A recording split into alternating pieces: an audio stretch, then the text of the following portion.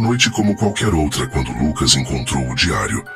Estava escondido no fundo de um baú enferrujado, no sótão daquela casa antiga que sua família habitava há gerações. O sótão era um lugar esquecido, cheio de memórias, empoeiradas e segredos guardados a 7 chaves. A luz fraca de uma lâmpada pendurada balançava suavemente, projetando sombras que pareciam dançar nas paredes de madeira. O cheiro de mofo e poeira invadiu suas narinas, enquanto ele abria as páginas amareladas, cheias de rabiscos e símbolos que pareciam pulsar com uma energia própria, como se estivessem vivos.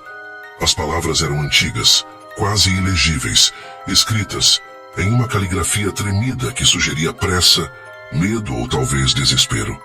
Mas uma frase se destacava, escrita em letras maiores e mais escuras, como um aviso gravado a ferro e fogo. A maldição nunca dorme. Ela espera. Lucas riu baixo, achando que era apenas mais uma daquelas histórias absurdas que sua avó contava para assustá-lo quando criança. Ele se lembrava das noites em que ela o chamava para perto da lareira, com aquela voz grave e teatral, e começava a falar sobre lobisomens que vagavam pelas florestas, sobre maldições que perseguiam sua família há séculos. Na época ele ria, achando que eram apenas contos para entreter uma criança curiosa. Lobisomens? Maldições? Coisas de filme, nada mais. Mas conforme ele lia mais, algo dentro dele começou a se agitar. As descrições eram detalhadas demais para serem invenções. Havia relatos de noites de lua cheia, de dores insuportáveis que rasgavam a carne, de transformações que deixavam os homens irreconhecíveis, reduzidos a bestas famintas e sem controle. E os nomes? Os nomes eram familiares. Seu avô, seu bisavô, seu tataravô. Todos mencionados ali, como se fossem personagens de uma tragédia que se repetia há séculos. Cada geração parecia carregar o mesmo fardo, a mesma sina inevitável. Lucas sentiu um frio percorrer sua espinha quando percebeu que o último nome no diário era o dele. Lucas, o 7º filho do 7º filho. A frase estava sublinhada várias vezes, como se fosse um aviso solene.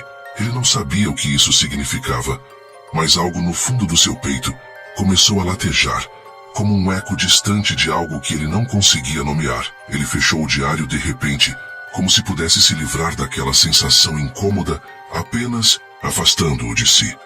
Mas era tarde demais. As palavras já haviam se infiltrado em sua mente, plantando sementes de dúvida e medo. Ele olhou para a janela do sótão, onde a lua brilhava alta no céu, quase cheia. Seu coração acelerou, e ele não conseguia dizer se era por causa do que havia lido ou se era algo mais profundo, algo que sempre esteve lá, esperando o momento certo para despertar. Naquele instante, Lucas percebeu que sua vida nunca mais seria a mesma. O diário não era apenas um amontoado de histórias antigas, era um aviso, e a maldição, seja lá o que fosse, estava mais viva do que nunca.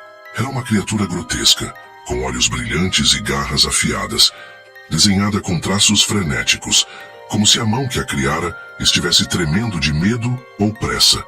A figura parecia saltar das páginas, tão vívida e detalhada que Lucas quase podia ouvir o som de seus dentes rangendo e sentir o calor de seu hálito quente. A boca da criatura estava aberta em um rosnado silencioso e seus olhos pareciam olhar diretamente para ele, como se soubessem que um dia ele se tornaria aquilo. Ao lado do desenho, uma anotação estava rabiscada com tinta desbotada. A lua cheia é a sentença, a transformação, a punição. Lucas sentiu um calafrio percorrer sua espinha, como se alguém tivesse passado um dedo gelado por sua nuca. Ele olhou para a janela do sótão, onde a lua brilhava alta no céu, quase cheia. Seu coração acelerou, e ele sentiu um aperto no peito, como se o ar estivesse ficando mais pesado, mais difícil de respirar. Nos dias seguintes, ele tentou ignorar o que havia lido. Afinal, era impossível, certo? Lobisomens não existiam. Maldições eram coisas de contos de fadas, histórias inventadas para assustar crianças ou explicar tragédias que ninguém queria enfrentar.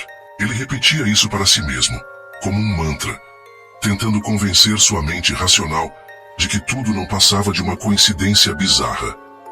mas seu corpo começou a traí-lo. As dores começaram leves, como pequenos espasmos musculares, mas logo se tornaram agudas, insuportáveis.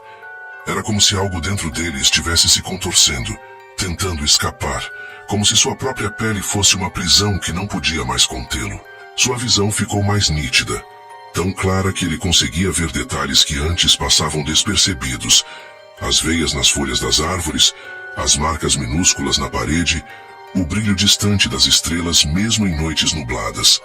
Seus sentidos se aguçaram de uma forma que ele não conseguia explicar.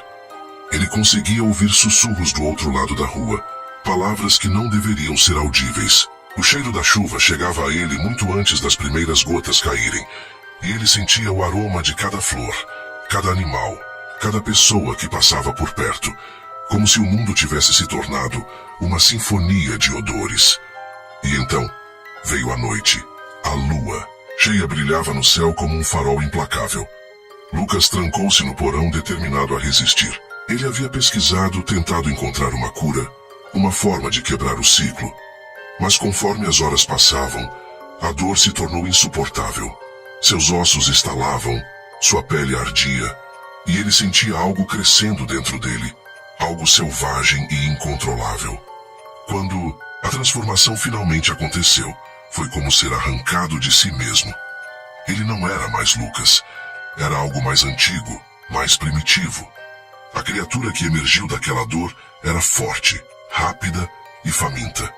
Ele tentou lutar, manter a consciência, mas era como tentar segurar a água com as mãos. Ao amanhecer, ele acordou nu, coberto de lama e sangue, sem memória do que havia acontecido. Mas as marcas no chão, os arranhões nas paredes e o cheiro de ferro no ar contavam uma história que ele não queria aceitar. Agora, Lucas está diante de uma escolha impossível. Ele pode tentar lutar contra a maldição, buscar uma cura que talvez nunca exista, ou abraçar o que ele se tornou. Mas há algo mais. Sua irmã mais nova, Clara, está começando a mostrar os mesmos sintomas. Ele não pode deixar que ela passe pelo mesmo inferno. Enquanto a próxima lua cheia se aproxima, Lucas sabe que o tempo está se esgotando. Ele precisa decidir se vai se render à natureza que agora habita seu sangue ou se vai arriscar tudo para proteger aqueles que ama. Mas uma coisa é certa, a maldição nunca dorme.